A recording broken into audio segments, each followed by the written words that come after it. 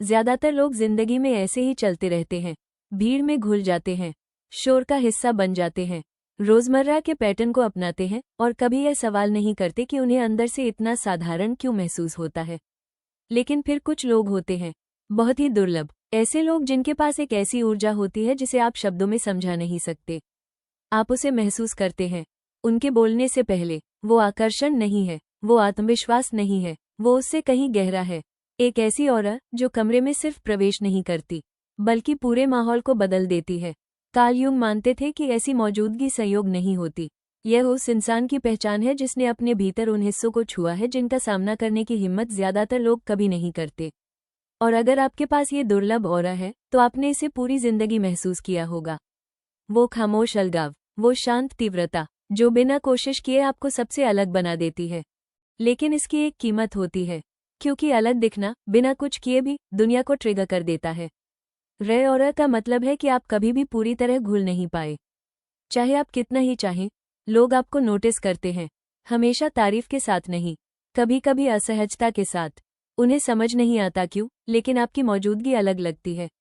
कुछ लोग आपकी ओर अपने आप खींच जाते हैं क्योंकि आपकी ऊर्जा उन्हें स्थिर, प्रेरित या रहस्यमय लगती है। और कुछ लोग खुद को खतरे में महसूस करते हैं, इसलिए नहीं कि आपने कुछ किया, बल्कि इसलिए कि आपका होना उनके भीतर कुछ उजागर कर देता है। उनकी असुरक्षा, उनकी खोखलापन, उनके मुखौटे। कार्ल युंग इसे प्रोजेक्शन कहते थे। लोग वो सब दूसरों पर थोप देते हैं जिसका सामना वो खुद में नहीं कर पाते। आपकी ऊर्जा उन्हें उन हिस्सों को देखने पर मजबूर करती है जिनसे वो भागते रहे हैं। इसीलिए कुछ लोग आपको सराहते हैं और कुछ बिना वजह आपसे नफरत करने लगते हैं।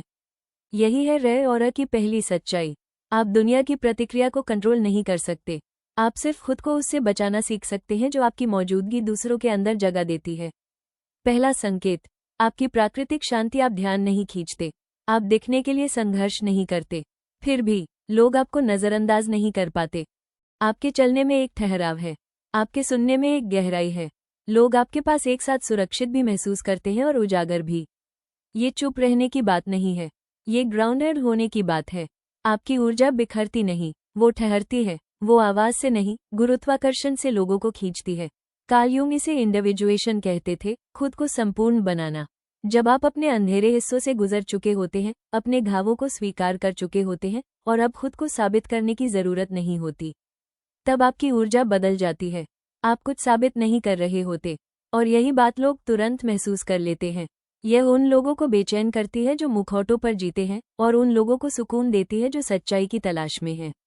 लेकिन इस शांति के साथ अकेलापन भी आता है, क्योंकि बहुत कम लोग समझ पाते हैं कि ऐसी ऊर्जा बनने के लिए आपको किन रास्तों से गुजरना पड़ा। दूसरा संकेत, लोग आपके सामने खुद को खोल देते हैं बिना चाहे। अजनबी आपसे दिल की बातें कह देते हैं, दोस्त वो राज बता देते हैं जो उन्होंने किसी को नहीं बताए। कभी कभी लोग पहली मुलाकात में ही जरूरत से ज्यादा बोल जाते हैं। यह इसलिए नहीं कि आप सवाल करते हैं, बल्कि इसलिए कि आपकी ऊर्जा सुरक्षित और ईमानदार लगती है। आपकी मौजूदगी लोगों के बनाए हुए किरदार उतार देती है और उनकी सच्चाई बाहर ले आती है। लेकिन यही एक विरोधाभास है। बाद में वही लोग असहज महसूस करने लगते हैं, उन्हें शर्म आती है, कमजोरी महसूस होती है, आपसे नहीं, खुद से। कार्ल युंग मानते थे कि कुछ ऊर्जा दर्पण की तरह होती है।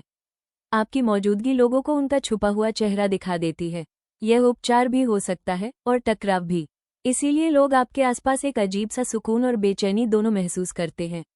आपकी ऑरा उन्हें छुपने नहीं देती। तीसरा संकेत, आप कमरे की ऊर्जा शब्दों से पहले महसूस कर लेते हैं। आप वो बदलाव देख लेते हैं जो दूसरों से छूट जाते हैं। बातचीत में तनाव, मुस्कान की बनावट, किसी की आंखों के पीछे छुपा बोझ। यह कोई जादू नहीं है, ये जागरूकता है, एक संवेदनशीलता जो अवलोकन और इनर वर्क से आती है। जब बाकी लोग शोर में उलझे होते हैं, आप सूक्ष्म चीजों को पकड़ लेते हैं, लहजा, ठहराव, अनकही बातें। कार्ल युंग कहते थे कि जब हम अपने अवचेतन को समझ लेते हैं तो दूसरों के अवचेतन को भी बेहतर महसूस कर पाते हैं। आपने शैडो वर्क किया है, इसलिए आप दूसरों की छाया तुरंत पहचान लेते हैं। लेकिन यह वरदान से ज्यादा कभी कभी बोझ बन जाता है, क्योंकि एक बार देखने के बाद आप अनदेखा नहीं कर सकते। खोखली बातचीत आपको थका देती है। आप गहराई चाहते हैं, क्योंकि सतही जिंदगी आपके लिए शोर जैसी है।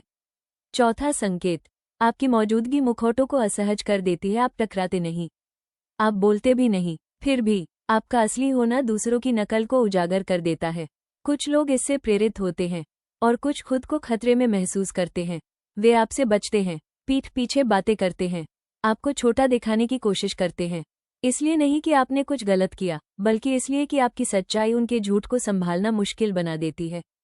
कार्ल यूंग ने चेतावनी दी थी कि समाज पूरी तरह जागे हुए लोगों का विरोध करता है, क्योंकि वे कंट्रोल में नहीं आते। आपको लेबल नहीं किया जा सकता, आपको आसानी से मोड़ा नहीं जा सकता, इसीलिए आप एक साथ आकर्षक भी लगते हैं और अजनबी भी। 5वां संकेत, अकेलापन आपका बोझ भी है और आश्रय भी। जैसे जैसे आप गहरे होते जाते हैं, वैसे वैसे लोग कम होते जाते हैं। आप असामाजिक नहीं हैं, आप बस खोखले रिश्तों से थक जाते हैं। शोर में रहने से बेहतर आप शांति में अकेले रहना पसंद करते हैं। शुरुआत में यह अकेलापन लगता है, आप खुद से सवाल करते हैं, लेकिन समय के साथ आप समझ जाते हैं, ये सजा नहीं है, ये परिष्कार है। यही आपकी सोच तेज होती है, यही आपकी अंतर्ज्ञान गहरी होती है, यही आपकी ऊर्जा रीसेट होती है। कार्ल यूंग मानते थे कि इंडिविजुएशन के लिए कभी कभी दुनिया से दूरी जरूरी होती है।